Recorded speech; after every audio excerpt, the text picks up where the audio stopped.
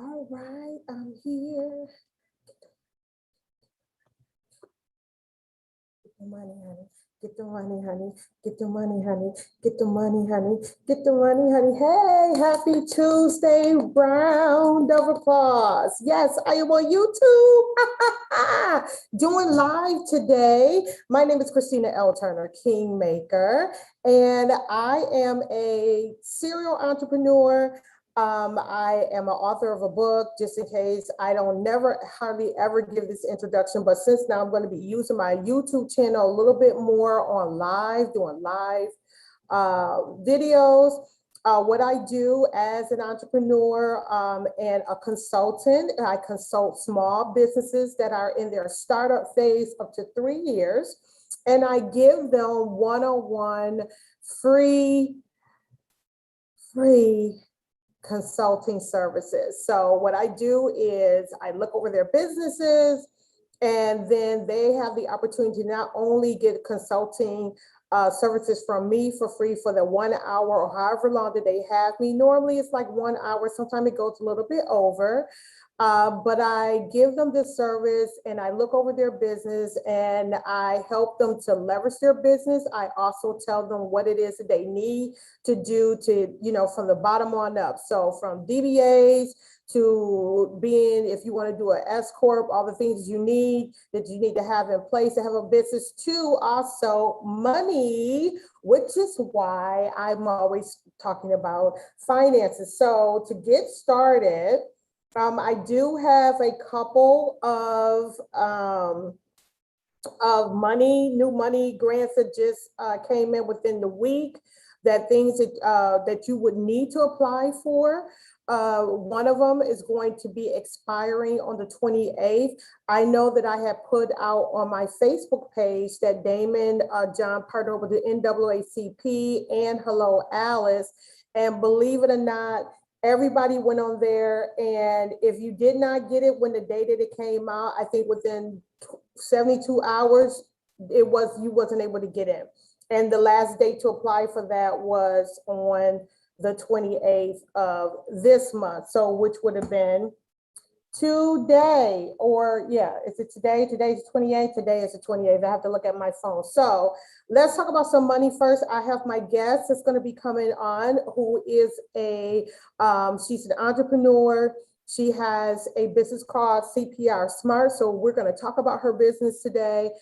She's going to talk about what she does, what she's trying to do, and the goals that she has moving forward. All right. So here is one of the grants. You need to go to Galaxy of Stars. Now, listen, all this information that I'm speaking about today, I'm going to put all the links in my profile. Now, this is the thing that I want you to understand.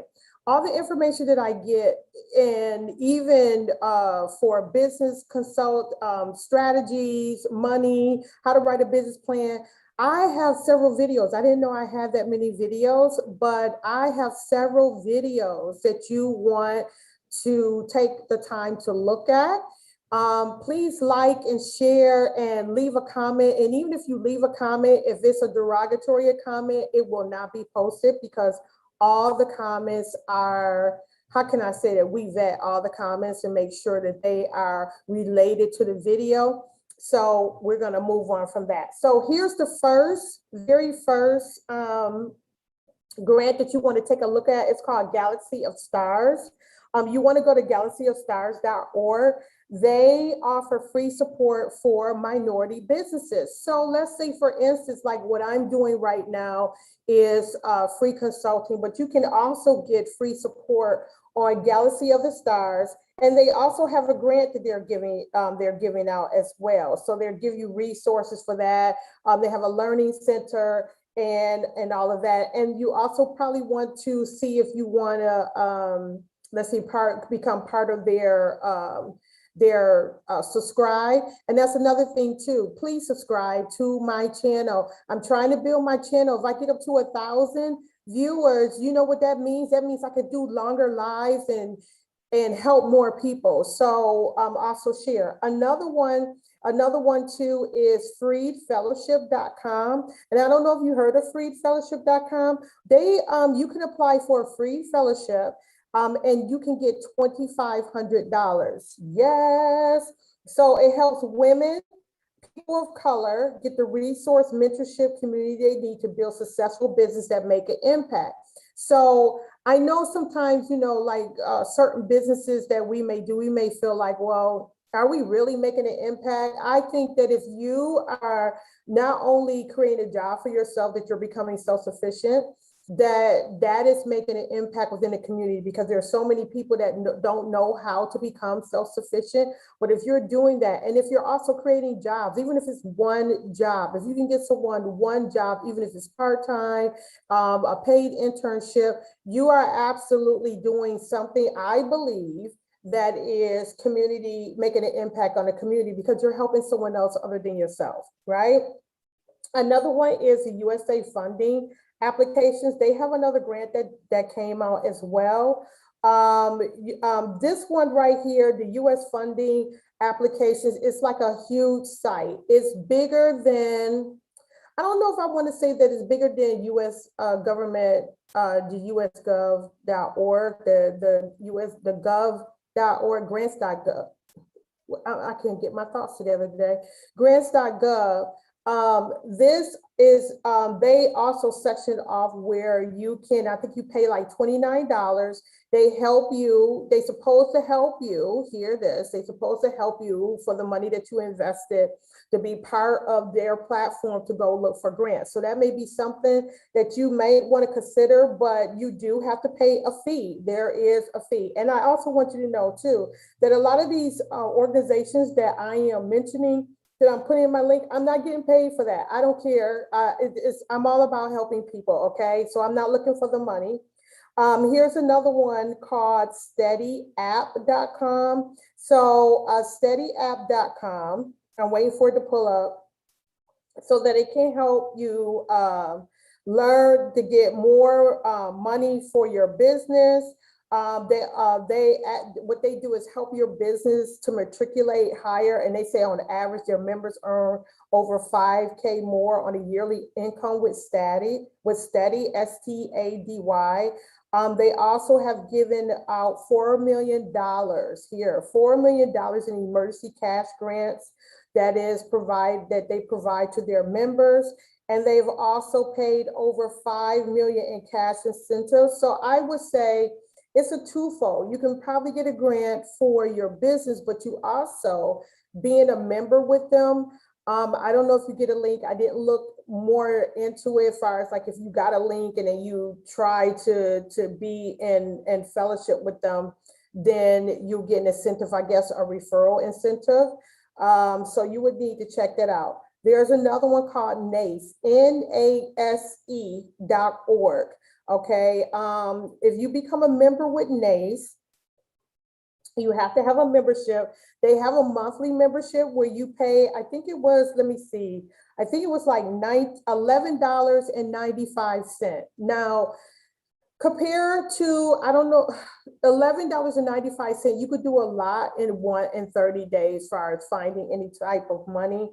What they do, they offer entrepreneurs and small business owners a wide range of resources and tools to help you start and grow your business, okay?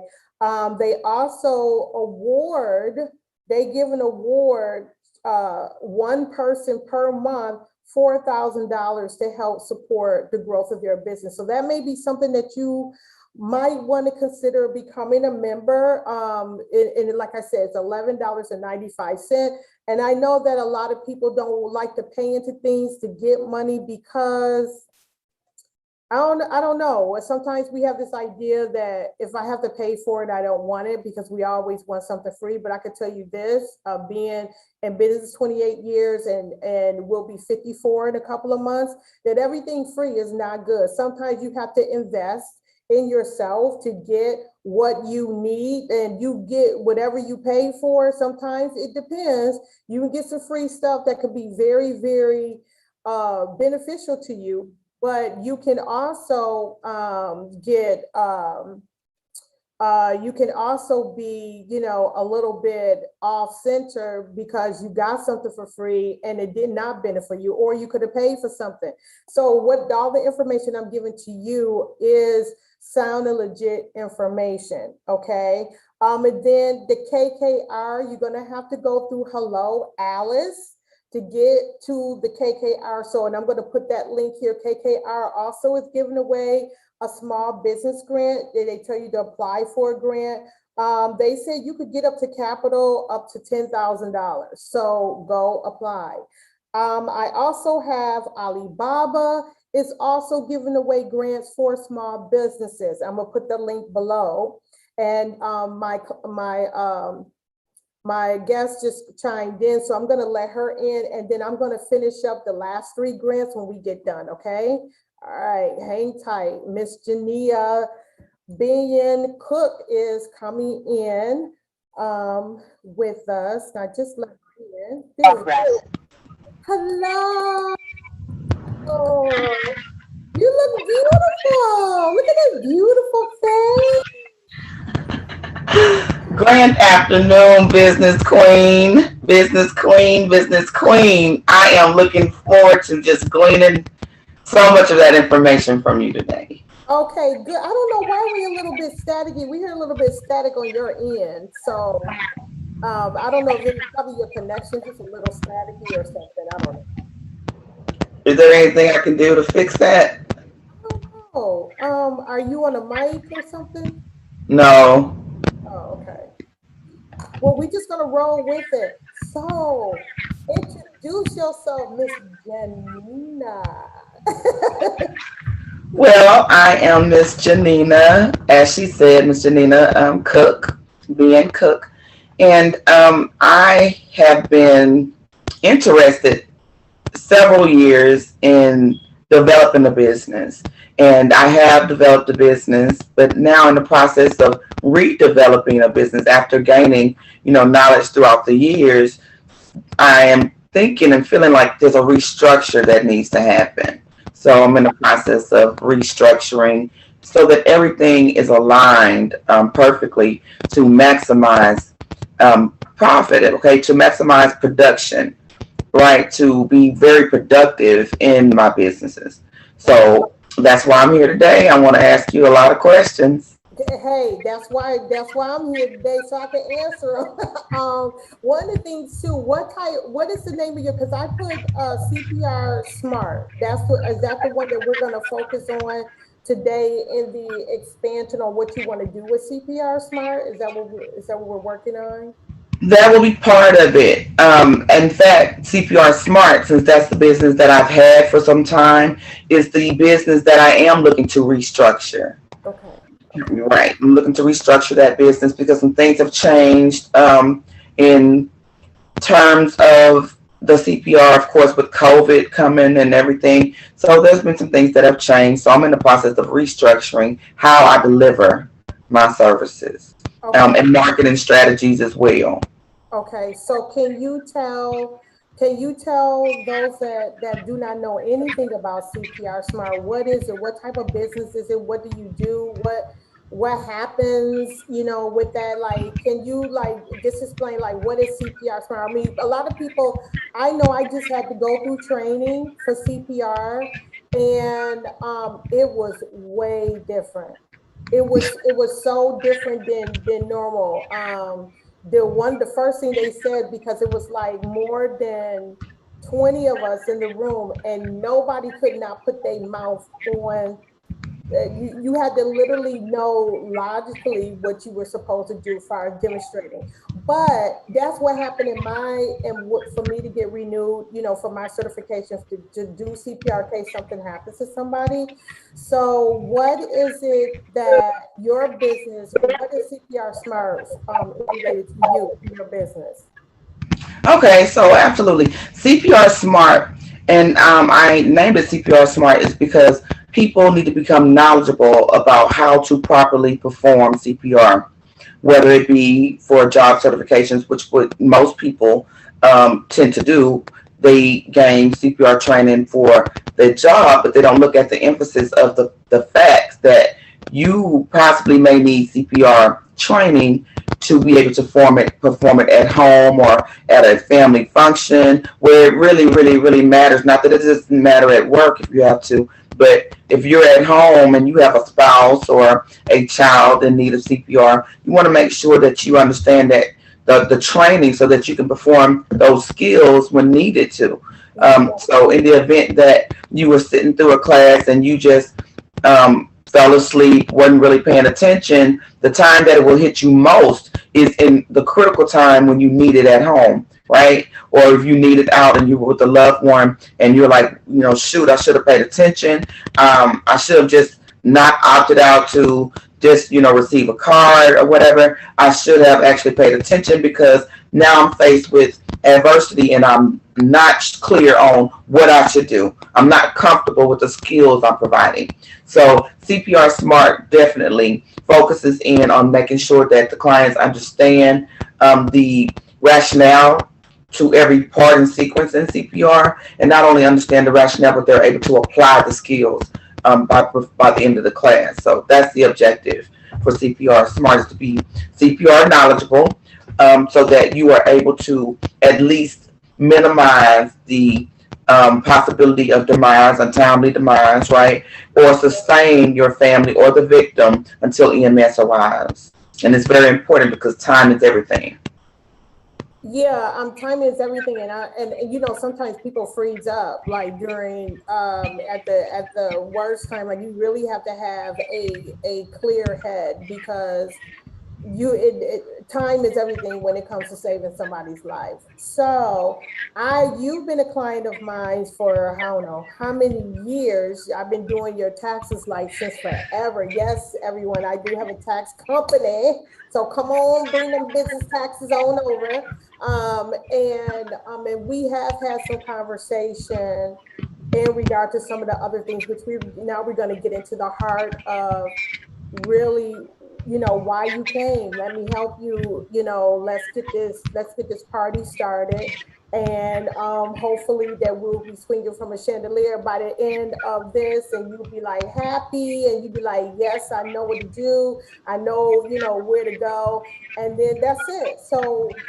one of the things that I'm just going to give you my analysis on CPR Smart, just from knowing your business. Okay. One is visibility is so important. And this is one, and I had a coaching session. Yes, I do have a coach. I have a consultant. Matter of fact, I have two business consultants. They're both are men. And so that's probably why I'm a little bit more aggressive, because when they talk to me, I'll be like, I don't want to hear the baby honey, sugar pie, darling, just give me the straight facts. And so I had with my new consultant, I consulted with him this week, and the first thing he said to me was visibility. He was like, "You're not visible enough. You're visible, but you're not visible enough." And this is one of the things I have been telling you guys. Like, you got to be visible, even if you do this, once a week. Because I'm a once a week chick. I got a lot of stuff to do, but it's also about carving out time and being consistent on the visibility. Now, my YouTube channel, I'm only going to post once a week and be consistent. I normally do it on Tuesdays. I took a hiatus. Last week I was in training, so I wasn't able to do it. But consistency is key.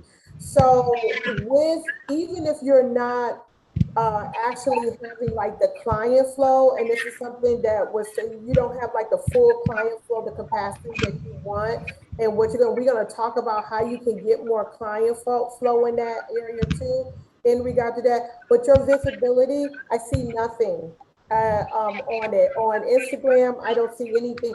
Even you could do something fake. I would be doing a comedy with trying to do a baby doll or something like that to make people laugh. You know what I'm saying? Or like, this is the incorrect way, and just shaking the baby. That ain't the way the baby stood. Now my baby done died. See that? You know what I'm saying? And some people may take offense to it, but then you come back on next week and say, this is the proper way on how to give CPR to an infant. Because it's different to give CPR to an infant versus a child. Like a small child is different, and it's different from an adult, and it's different from an adult according to size. You know what I'm saying? So visibility is one of the things that I really want you to think of. and how you're going to navigate it. You can pre-do videos on that. You don't have to do them all at one time.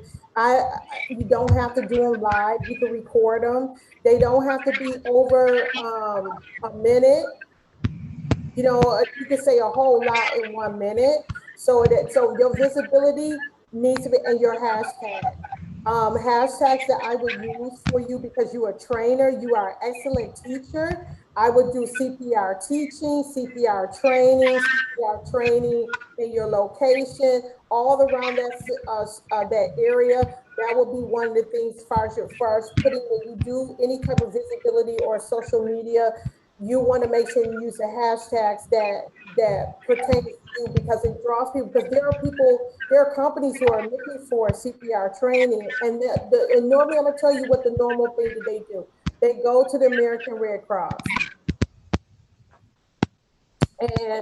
and not to say that there's anything wrong with the American Red Cross, because it's a big conglomerate, but you're a small business. You know what I'm saying? And then too, getting it out there. So make sure, like, you have some selected hashtags. Now, for this, that's all I'm gonna say about that aspect of it. And then now you can ask me, like, what's your question? I'm gonna get my. Okay, you're absolutely right, and everything that you have said previously is on target and on point, and is exactly where I am right now. And so I am very much aware that I'm not visible. So at the time when I decided, hey, I want to become visible, that's the point where I said, hey, I need to restructure this thing, because I realized, yes, I had the DBA. Yes, I had the logo, right? But then I ran into issues of being able to mark. First of all, being able to upload the logo, because it wasn't initially designed to be able to utilize various formats. Okay. Okay. And so after that, I was looking into different streams, on where to stream to market it. You could do it on Facebook and things of that nature, but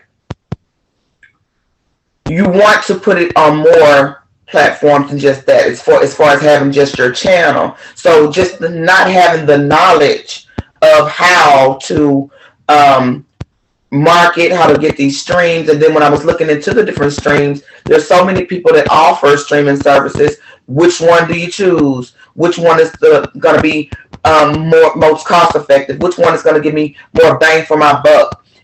Creating of the websites to have to go along with these streams. So I didn't want to get on and start streaming and be incomplete as far as the hashtags you were saying, as far as the website not being developed, right? So looking into proper websites that would fit and suit my needs particularly, right? So all of those things need, in my opinion, I needed to have prior to. And not only that, I had a DBA for CPR Smart, but I didn't have an LLC. And just recent knowledge gaining that I've learned is that the LLC kind of like solidifies your business. Anybody can have a DBA, but I didn't have an LLC, and nothing was trademarked. So that's the other reason why I didn't want to put it. I waited, and then I started restructuring, because I wanted to go back, trademark all of my things before I put it out to the public. Because if I put it out to the public and it's not trademarked, then anybody can use it, and all of my ideas that I've had and that I've used will be able to be utilized by someone else. They can easily copy it. So that's where my restructuring coming in. So I want to ask you to let everybody know the importance and the pertinence for a LLC. Okay, so let me just, and because of the fact that your business is a hands-on type of business, this is the thing I always tell people. If you're going to be hands-on, that means you're going to be touching another individual, right? If you're going to be dealing with someone's money, right? If you're going to be doing any type of structures or buildings, like building any kind of thing where people are going to be around for that particular thing, if you should at least admit with any business structure, I would recommend it, and I can't tell you which business structure to do. Okay, I can't do that, but I will tell you when business are the LLC, what the LLC does. The LLC really protects you from the personal liability. Okay, personal liability. So let's say, for instance, someone falls down on the ground, right? You're a business owner and you own CPR Smart, right? And you're giving them, you're trying to bring them back to life. You're doing CPR. And of course, we know that that sternum can sometimes break, right? And you can sometimes break a rib. If you really giving it to them, you can literally break a rib, right? Because we don't know how fragile or how buoyant everyone's rib cage is, right? So, and then they turn around and sue you. So the LLC protects you, your personal liability, where all the liability will go into the business, whereas you need to have insurance for your business because you're putting hands on people. Okay. So I would say this to you, my audience. If you're putting hands on people, if you're having building structures, if you're doing any type of cosmetics, anything that is people related where they have to put your stuff on or anything like that, you do not want to be personally liable. And so I'm going to segue a personal liable situation that happened to me. And the people, and the reason why and this is what I tell people, I talk about business because I'm an expert. And I've been in business for 28 years. I'm an expert at failing and I'm an expert at success. So the information that I give you, and this is why I'm eminent on certain things, is because I tripped up on myself and fucked up the church's money. Excuse my vernacular. Okay. So some time ago, when I was opening up, I wanted to open up a tax office. And I think we had this conversation. And my mother fell ill, like terminally ill. And I had signed the contract and within 3 days after I signed the contract, I found out that my mom was dying, terminally ill with cancer.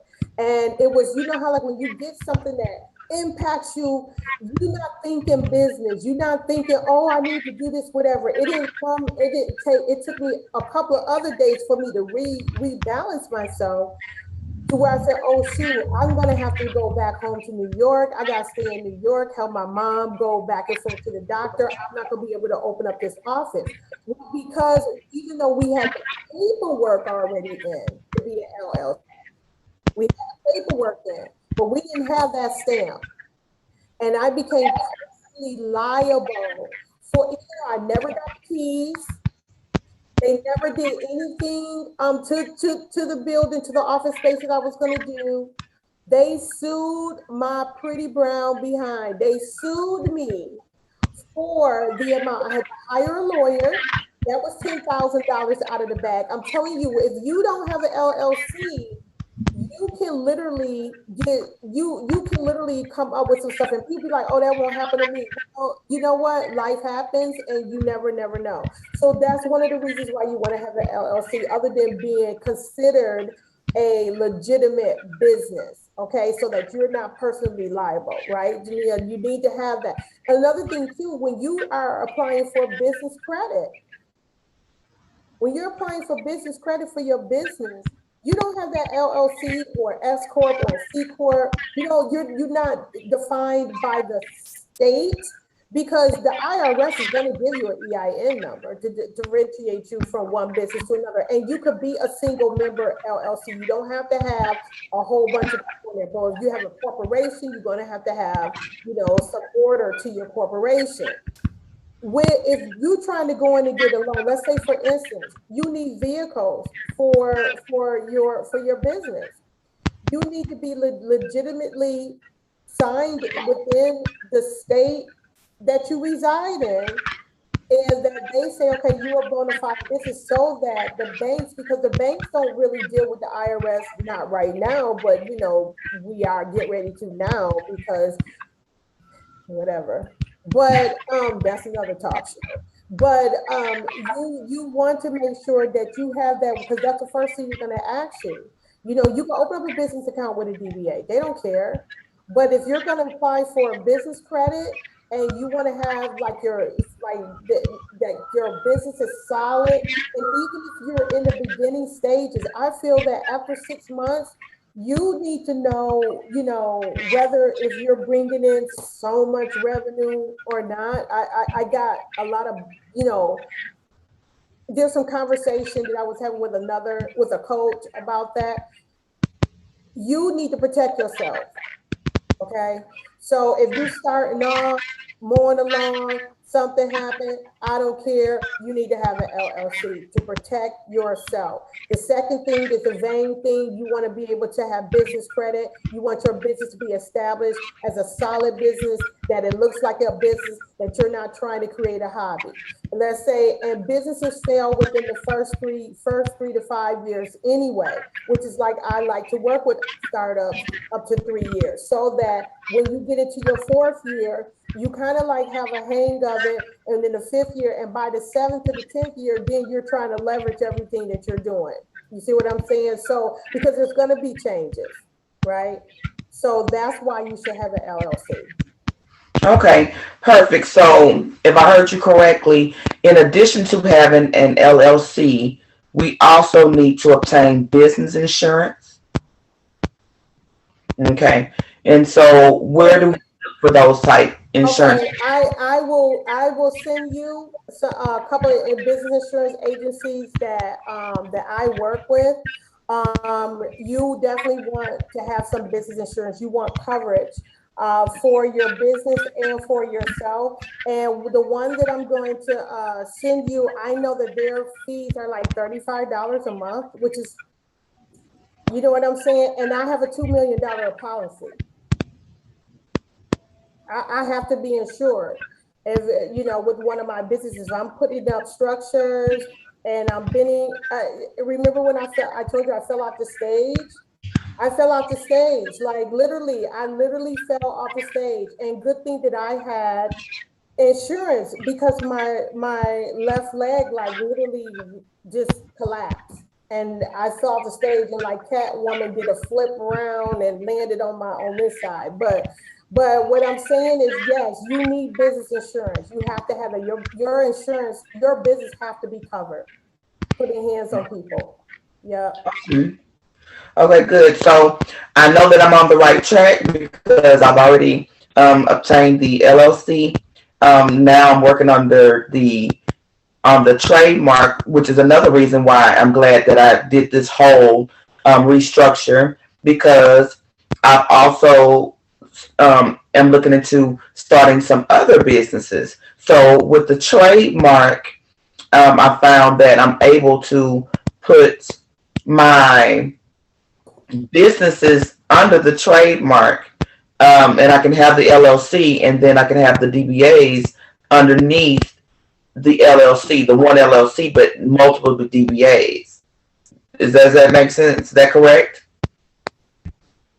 Yes, you can do that, but it depends on what type of company are you putting under a DBA.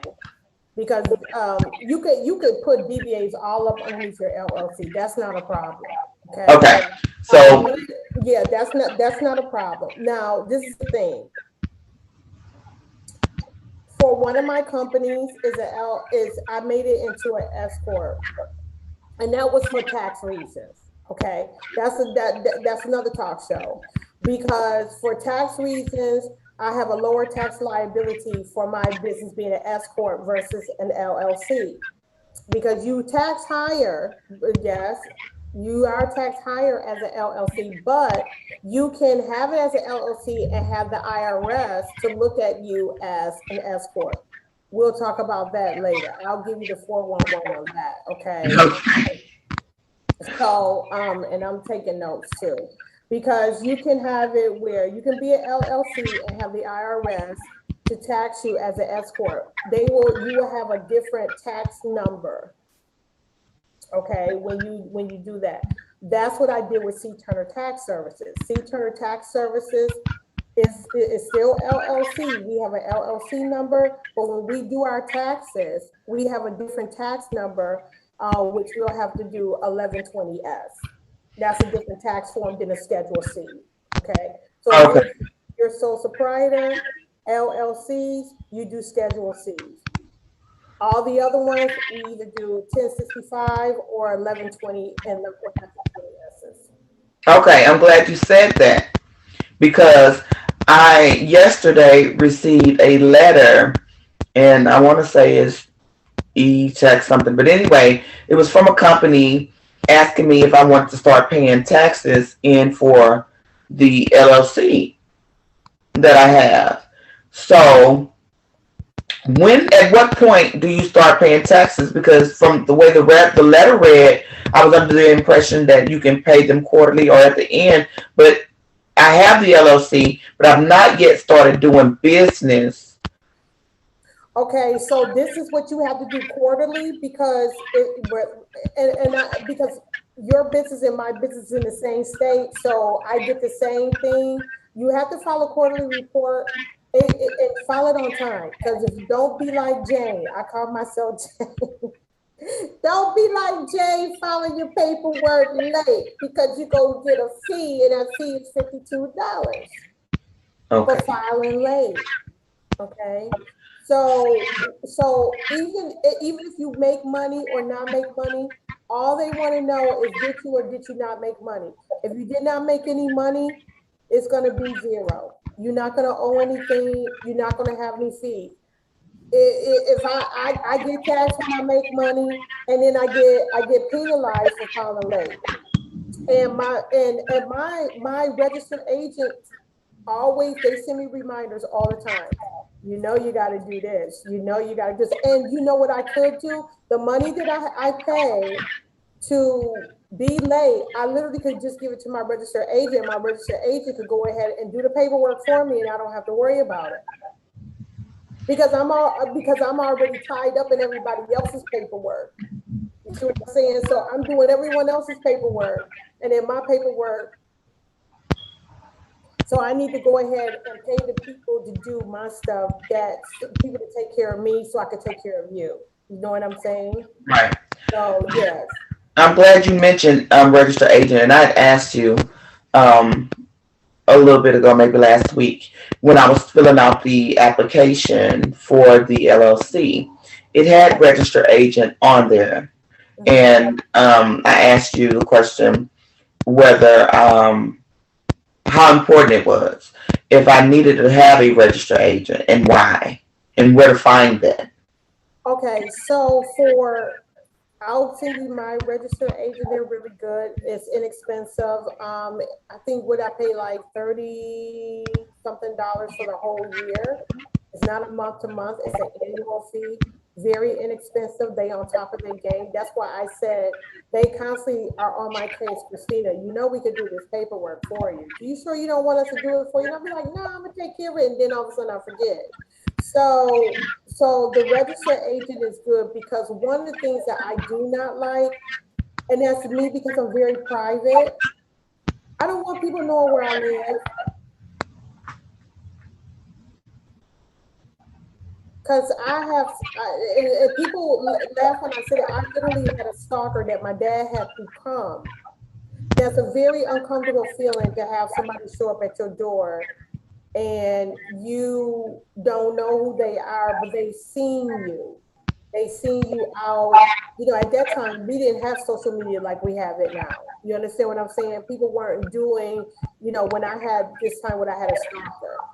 Facebook was the only thing that was like really big. I think MySpace was phasing out, and I wasn't even on MySpace. I think I had a profile. I didn't even know how to work it.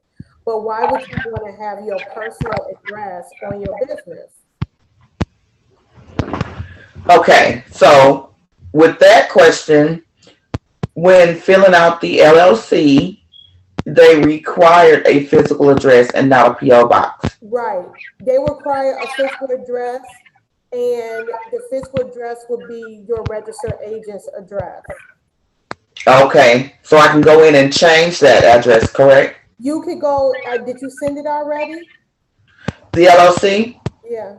It's already been filed. I don't have a registered agent though. How did they file it how did they do it? Because I know for me, I had to have a registered agent before I filed for the LLC with the state. I don't know. You made yourself the registered agent? I think I did. Okay, so you're gonna have it amended. You should let me take care of that.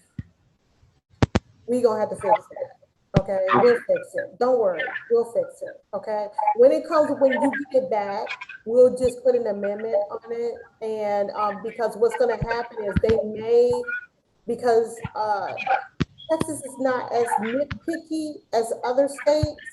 They may do it for you over the phone, but it all depends on the agent that you get because it has to have your signature and everything on it. So they may make you redo it, but we'll see. Okay. We'll see. Okay. So don't worry. Okay. Don't worry. Okay. Right. I should have called before doing that. But anywho, I stepped out there. That's why I'm restructuring now. Yeah, I mean, like I said, it took me like certain things. The reason why I know certain things because like starting my own tax business, I called the IRS. I made a phone. I didn't go talk to nobody else. I went talk to the IRS because they knew and they know what I needed to do and everything. There's people who have businesses and they haven't even been tax business. They haven't even been fingerprinted. Right. Right. Which brings me to one of the questions I know is very, very important. And because it's a question that I've had going through this journey of becoming an entrepreneur. It's been a desire. So, just from your opinion, what is one of the very first things that a person should do who desires to become an entrepreneur?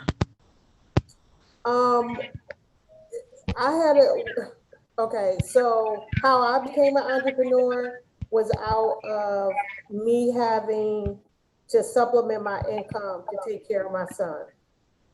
That was I was already in between being at church all the time because I was in ministry at that time, working full time, and I still wasn't making all the things that I wanted to have, the type of lifestyle that I wanted to have for my son needed, and the lifestyle that I came from. So the lifestyle that I came from, I didn't know what it was like to not have resources, to not have money or anything like that. So because of that, I was used to a certain type of living. And then when I got a divorce, of course, my whole living thing kind of changed because we were living in a foreign country and it was da da da da da. And so me starting the business really came out of a need, but I had to sit and think, what can I do? Because he was such a little person, he was a little boy. So what can I do that I can still be a mom, that I can still able to still be in ministry at that time, still work a full-time job, and also take care of my son. You see what I'm saying? Also take care of my son the way that I have to take care of. And so I had to think of somewhere. I didn't want to go into anybody else's office. I'm already in the office. I was doing trust and investment. So I'm working 9 to 5.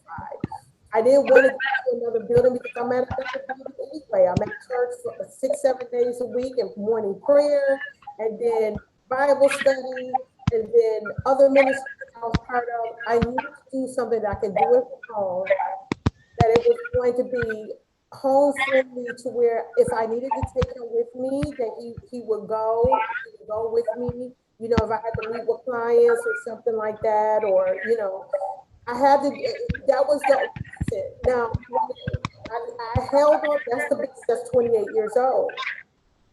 So I've seen a whole lot of changes. That's over 2 decades, going into almost 3 decades being in business, and I've seen so many changes in that particular industry. When I started my finance business, because I became so money conscious. This is about finances, and then speaking with my dad. Me and my dad talk about money all the time. There's now one time we get on the phone and we end up talking about money, and it's not like the parental where you should you just what you should do. We just actually talk about money. And I think that's how I started working with my son, talking about money as well. So how I got into business may be different, of different motivation than anybody else.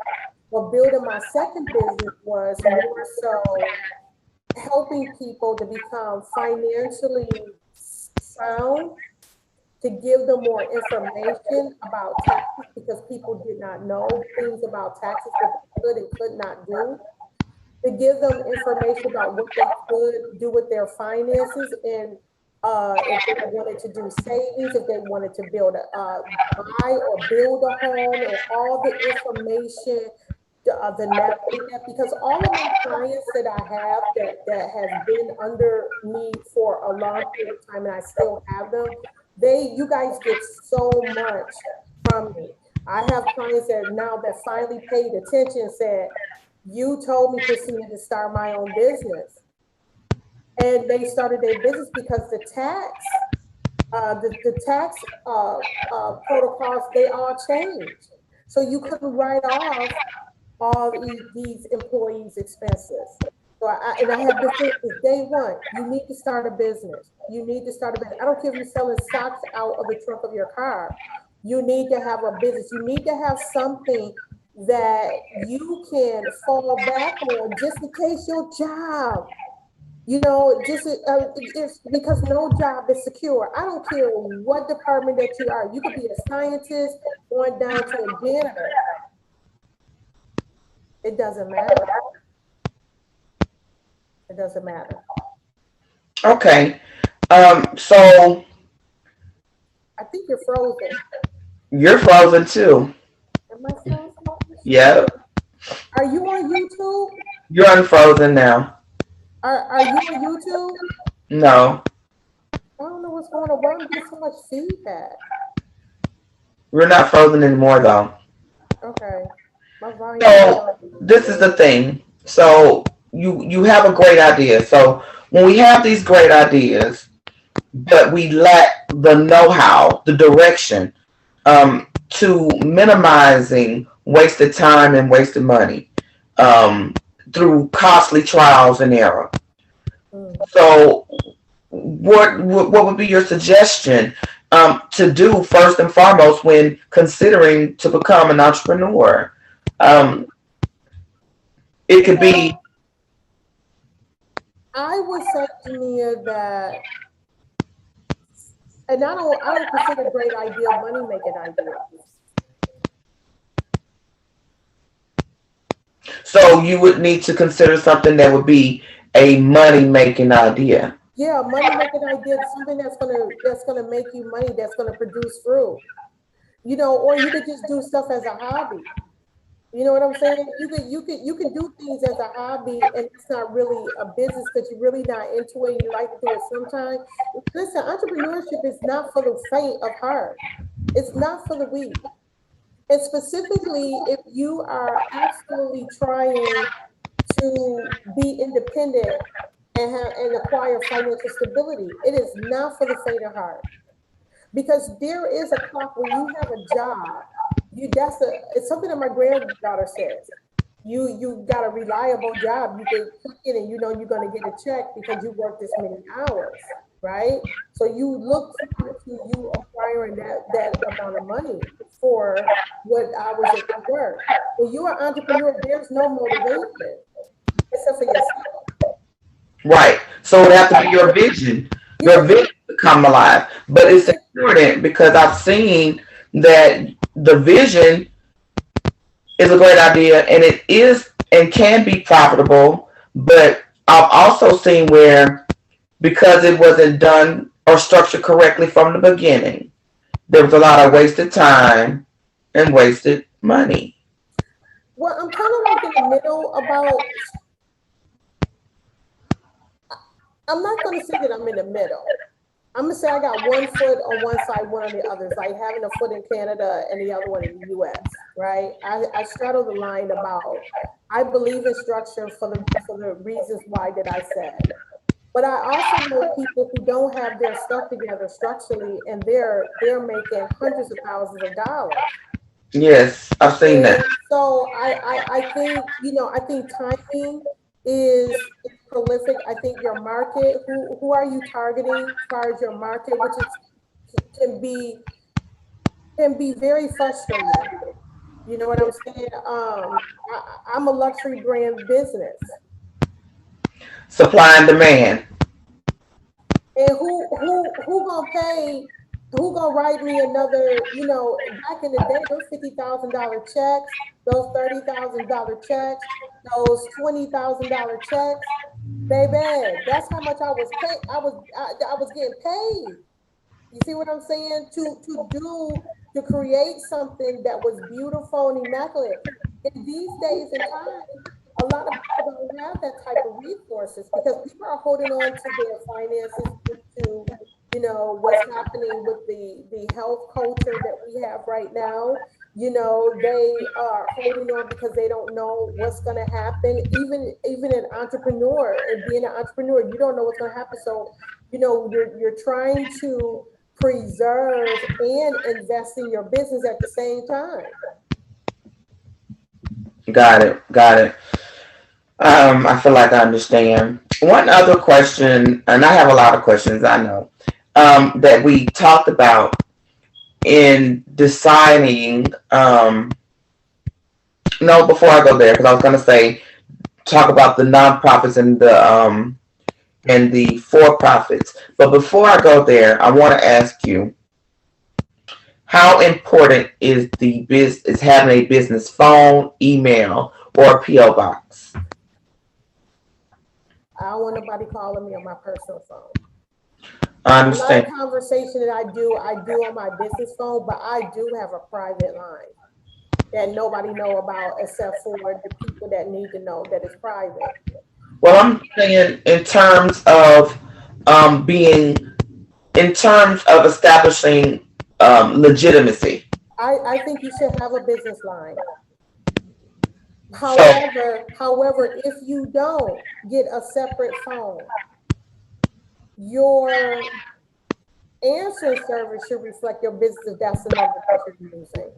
And that when you answer that phone, it should be, especially specifically during business hours, and you don't know where that call is coming from, you need to say good afternoon, good morning, you know, or grand rising, or good day, how can I help you? You need to start off answering that. You can't answer that phone like, you know, like you normally do. Hello, you can't do it like that.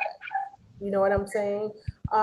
You have to say, you know, you have to have always have business decorum when you are doing business and you use that number, or you can have a 800 number or an 855 number or a local number, and you can have it ring to your personal phone.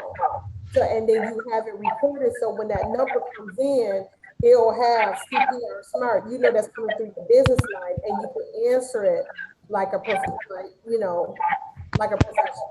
so it's simply just obtaining a number from whatever phone source, and so it doesn't have to be a specific company for business phone numbers. And Right, you just want to have a business phone, obtain a separate line right, just specifically for your business, right, and you know when that phone line rings to answer that with your company name. right. Uh, Now you asked me a three-part. Now going to the email. Um, one of my companies has have a Gmail email address.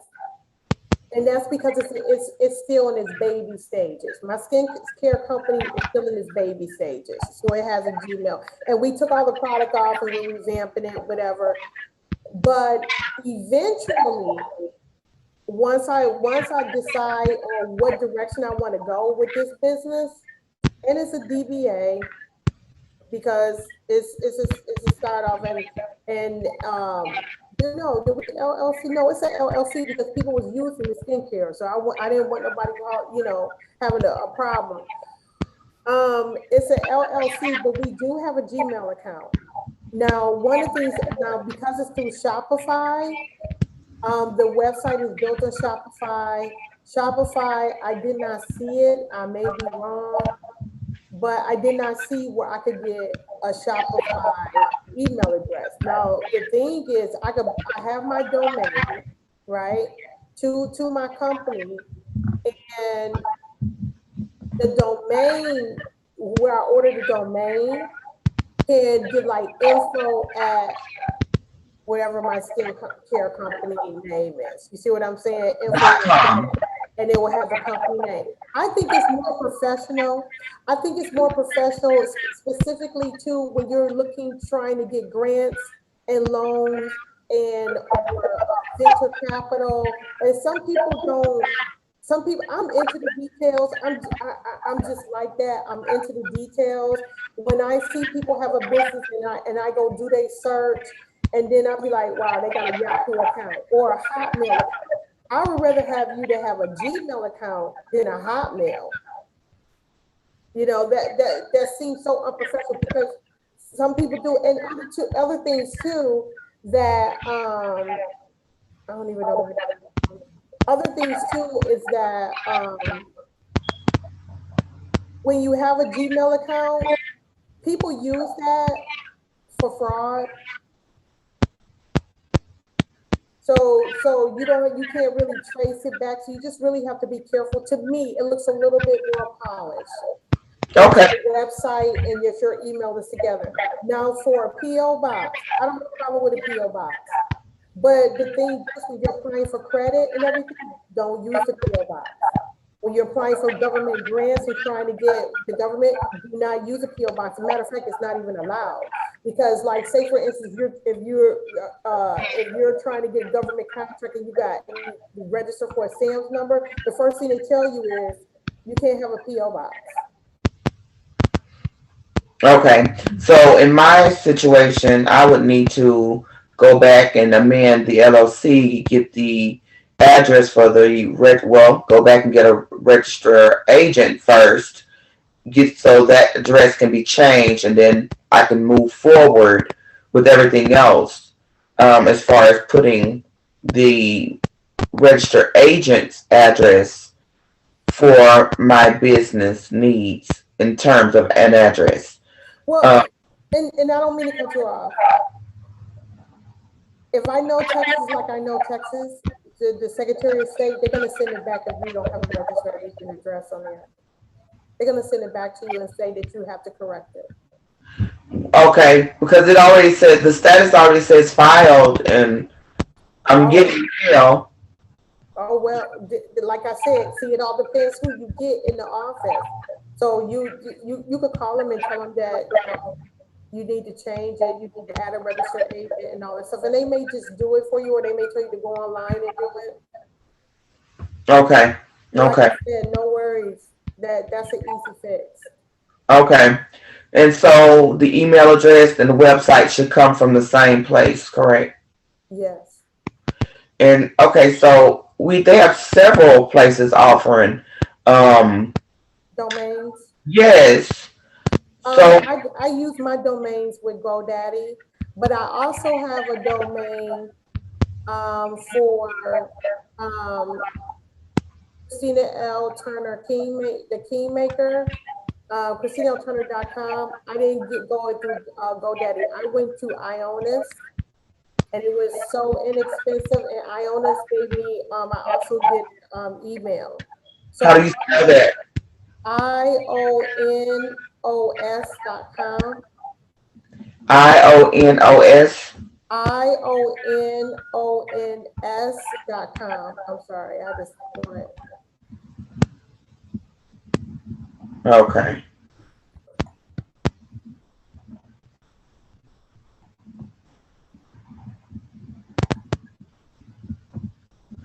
Okay. See, that's what I'm saying in the restructuring. We want to make sure everything is professional, everything is polished, everything is aligned legally and correctly before going out. When I come out to the public, I want all my ducks lined up in a row.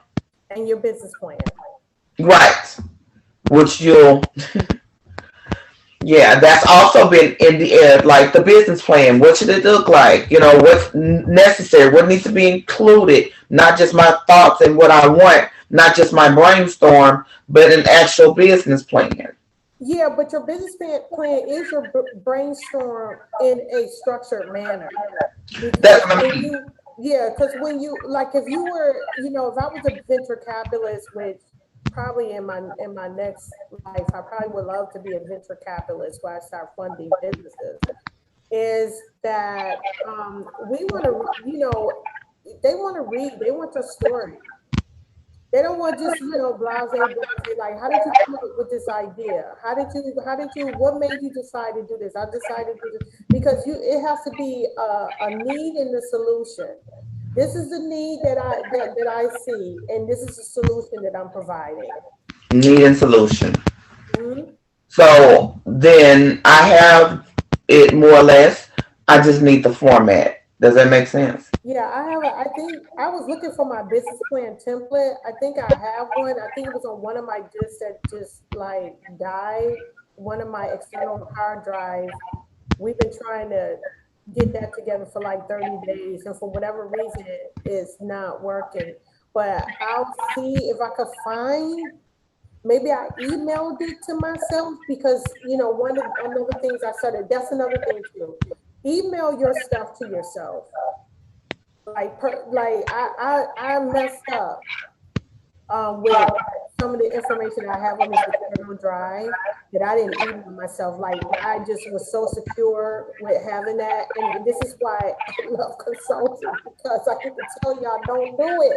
Like send yourself like your business plan a copy of your business plan, email it to yourself, email it to yourself in a document, in a Word document, whatever, not a PDF, because then you are able to change it. You can make the changes and then you re-email yourself again, even though you're saving it on your external drive or on your hard drive. Don't, and I'm so glad I did that. A couple of my proposals that I've done, for nonprofits, I emailed myself those so that I could keep track of it.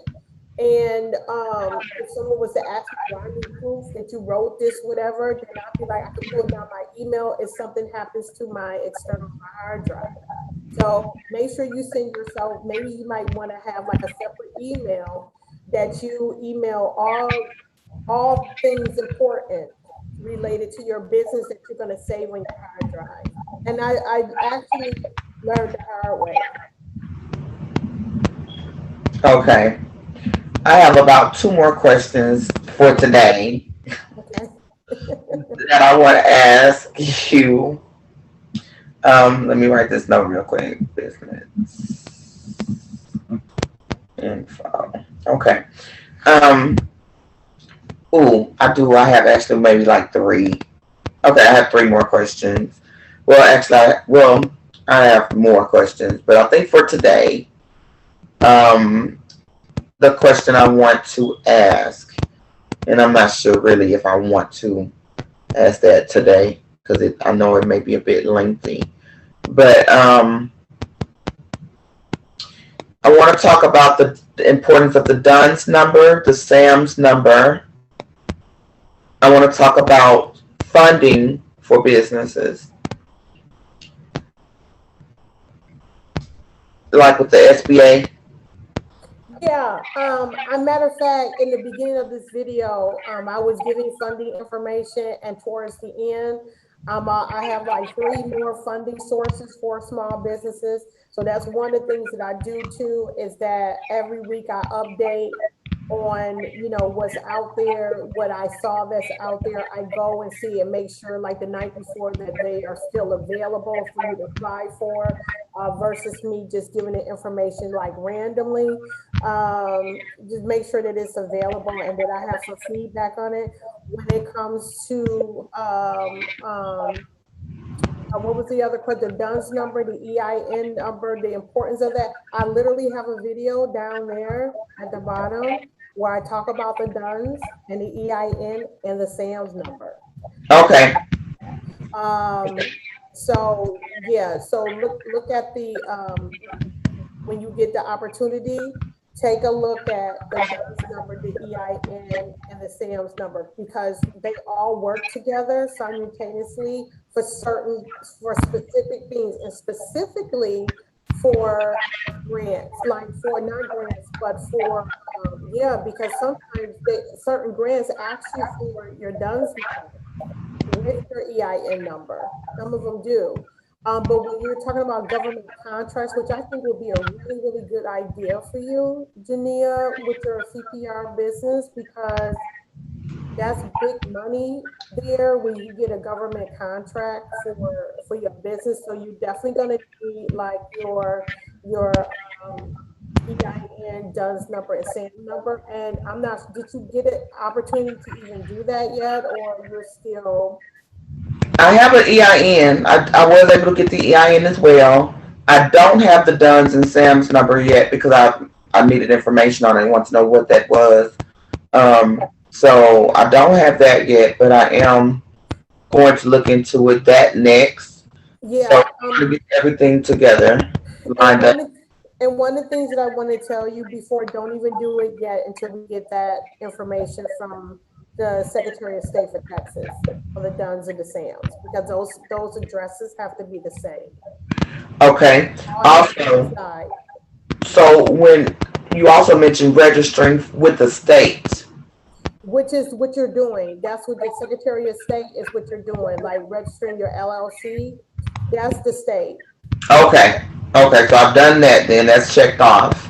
Mm. And two last questions. You mentioned that it's possible to have a nonprofit. Yes, girl, with a for-profit sector. Yes. With, Oh, I just want to say this, guys. They over saying, don't sue me. Where the money reside, where the money reside, where the money reside. Listen, he literally had that.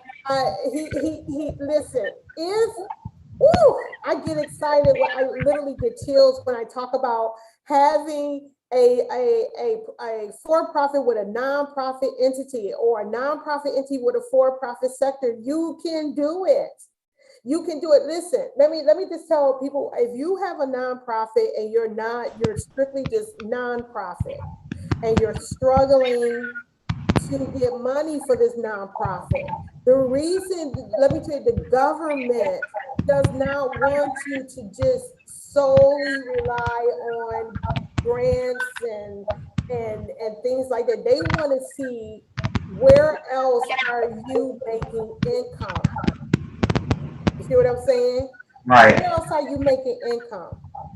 Because your nonprofit is really supposed to help serve the community.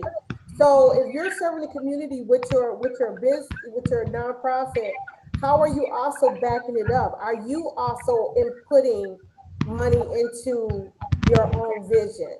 So let's say, for instance, let's say that I made $600,000 and I have a nonprofit. How much of my $600,000 a year am I going to put into my nonprofit? So when you do the finances, when you're applying for a grant, they're going to look and see where the other money is coming from. They be like, oh, she's already invested $250,000. Well, let's match her 250 or give her an additional amount of money for your nonprofit, because they already see that you have a finance, you're not so dependent on asking for handouts. Because actually, when you're applying for a grant, I don't like to say the terminology, I don't like to use it like that, but it is a handout. You're asking somebody to fund your vision. You're asking somebody to help you take care of other people, and there's nothing wrong with that. But also, what are you doing to invest in your own self? So with CPR Smart, you want to have a nonprofit attached to it, tied to your nonprofit. Take the 10% and put it to the nonprofit, and the money stay there to help do what you're going to do. If you're going to do book bags, if you're going to do, they need to see on record, what are you doing with that money? Because writing a grant to apply for a grant, you got to write it out. They want to see those numbers. They'll look at the vision. Oh yeah, that's really, really nice. Okay, let's go. Then the next thing they're going to do is look at the numbers. How much money are you requesting? How much money you already have in your coffers? Yes, you can have a for-profit with a nonprofit sector, and you can have a nonprofit with a for-profit entity. You can. Yes, you can. Okay, that's great information. Great information. So I know I'll be revisiting that. Lastly, how can somebody employ you for your consulting services? Because I know to pay me, you're gonna go to info@ChristinaLTurner.com, or you could, to make it easy, if you don't remember that, go to www.ChristinaLTurner.com, where I have the consulting packages. I have two packaging services. I have one that I'll work with you for 3 months. Okay. I'm going to change it because I had it bi-weekly, because sometimes I could give people too much at one time, and that's why I have like bi-weekly every 2 weeks, because you get homework, and then when you come back to me, I want to see that you have executed everything that I have done. That's why I do 3 months. And then I have another package for 6 months, because that's like, if you need a little bit more time and you don't want to go supersonic fast, because I do push people really, really fast. It's like, do this, do this, do this, do this, do this. You can get this done, this done, this done, because it's all about time management and focus, which I have to finish doing. So even with my ChristinaLTurner.com, we're still in line with, it falls under C. Turner Tax Services, because that's when we have the business consulting and all that stuff under there. But I'm kind of like, because I'm going to have someone run my C. Turner Tax Services business that I won't be running. And so just all I want to do, I'm phasing out in the next 2 years, all I'm going to do is consulting. That's all I'm going to do. And then I'll put other people in place to run my other companies, and I'll just consult. I'll do just what I'm doing. I love this part of being in business. I'm a sage now. So with me being much older, and been in business so long, I consulting is like the next thing where I can really tell you how to get to where you need to go. So yes, www.ChristinaLTurner.com or info@ChristinaLTurner.com. And because if you go, you could go to C. Turner Tax Services as well. You can do C. Turner Tax Services as well and put in for consulting as well. We consult through C. Turner Tax Services, the 501c3s. I create 501c3s. I created last year, I created 7 501c3s last year, which is where not only the people only gave me like 2 to 3 sentences, and I created a whole curriculum program and everything that they can use. So when they're applying for grants, they could just plug in all the answers that they have. Even, the only thing I didn't do, because they didn't pay for, was the financials. Okay, the financial aspect of it, because you have to be within a certain range of, when you are a startup in a nonprofit, there's a certain range that you need to take for having a salary, because the grant writers get a little finicky, even though, not the grant writers, but the people who supply the grants to give you the money, they get a little scared when they see that you want to make $155,000 a year and you're asking for a $250,000 grant. Because they were like, why, that's a bit excessive, as they would think that, and you're just starting off. So yeah, that's how you can get me. Okay, so a 501c is mainly for nonprofits. Yes. 501c3. You're right. I wrote it just the way I said it too. I absolutely did. Well, thank you so much. So does that mean I cannot send you my stuff to look at until I consult? what stuff are you talking about? What are you talking about? Like my LLC paper. Can I send you that so you can see what I put? I put it in. Yeah, you can look. I'll review business plans. I look at them, but if there's going to be like any changes and stuff that's going to be made, you're going to have to pay me for that. I mean, I charge $77 an hour for like consulting specific stuff, which is why I allow this opportunity to give an hour of free consulting. The only thing I ask is that you leave me a review on Google, subscribe to my channel, share my video, and send me a couple other people so that they can get free consulting advice as well. Those are only things, that's the only thing. And then that's it. That's all I'm asking in exchange for your 1 hour, hour and a half, whatever time that you need with me at no cost. That's all I ask for. Once you have your consulting session with me, please go on Google and look under ChristinaLTurner.com. I can send you the link. I normally send my clients the link where they can find me on Google, and just give me a review, because I start asking for reviews now because people be thinking like I do fake business, like, because I've never asked people for reviews. Now, because we're in the social media, everyone looks at reviews before they even do business with you. People they look at my stuff, be like, oh yeah, I want you to do my stuff. Now I'm trying to call people to give reviews from back in the day. It's like, I did this for you. Can you write me a review? Can you do it? And if you don't catch it right then and there, and I learned that if you don't ask people for it like right away, then after 2 weeks you could just forget about it. Yes. Forget about So do it. you have to have a Gmail before you can do a Google review? I I don't mean, think in so. order to in order to get Google reviews, like, do I need to have a Gmail for my company for them to Google review it? I don't think so. I'm not sure. Like, you're really asking me a question that I don't know. But if you could get on Google.com, if you would Google something, I don't think so. Because if Okay, I've done reviews before, but again, I don't think so. So I'm not, that's not a solid yes or no. got it, No. got it.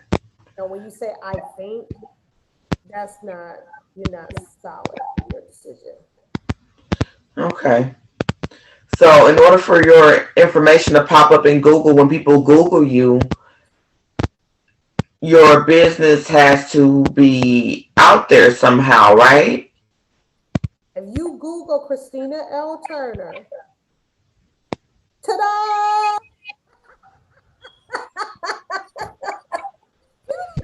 Sense of humor. Like, I'm silly. I'm silly. I can be silly. But Yeah. yeah, you Google Christina L. Turner, ta-da! There I go. I heard you was looking for me. Here I am. Here I am right there. So you'll see ChristinaLTurner.com. You will definitely that's definitely going, and we're verified, with Google, with all my businesses are verified. We got a little check by us, so, which is really good. But yeah, you can, whatever you need. Okay. Well, thank you so very much. You're so very welcome. I appreciate it. Thank you for being here. And also let me know if you need anything. I took notes, and I also watch the video when I get done doing the videos. I also review them just in case I forgot something, whatever. That's another suggestion I would have for you too. If you do come onto the platform, review your video, because you're not going to remember everything that I say, and your hands sometimes cannot write everything that I say either. So review the video, and you can stop and pause and be like, oh yeah, she did say that, or whatever. And those of you that are out there, again, I'm Christina L. Turner, Kingmaker. If you want to come on to my YouTube panel so that you can get free consulting. You can go to ChristinaLTurner.com, as I said before, or you can email me at info@ChristinaLTurner.com, or you can actually comment down here. Now, again, the comments are sequestered until I review them, because if it's a derogatory comment, it will not get publicized. But I won't put your personal email address out. I'll just take your email address, and then I'll send you the information, and then we can set up a scheduled time so you can come on a platform. But I still have some more information that I have to give you, Miss Janina. It's been such a pleasure. Thank you so much. You can log off if you want to, and then I'm gonna finish giving out this financial information to my people. I love you so much. Thank It you was so much great for having seeing me. you. It was so informative. I really appreciate it. And I'll definitely be blowing up your phone and your email. Okay, okay. Talk to you later. Okay, today. Bye. Bye. Okay, so as Ms. Janina, she's gotten off. I'm so happy. Remember, she has CPR Smart. That is the name of her business. And yes, I am going to help her restructure that and get it on and popping so that she will be able to help those in need of learning how to do proper CPR techniques, and then all the other stuff, because she's a wonderful teacher. She also trains. She's awesome, awesome, awesome, awesome. So let's finish up, because I know this video has been long. Let's finish up where I left off on financial information.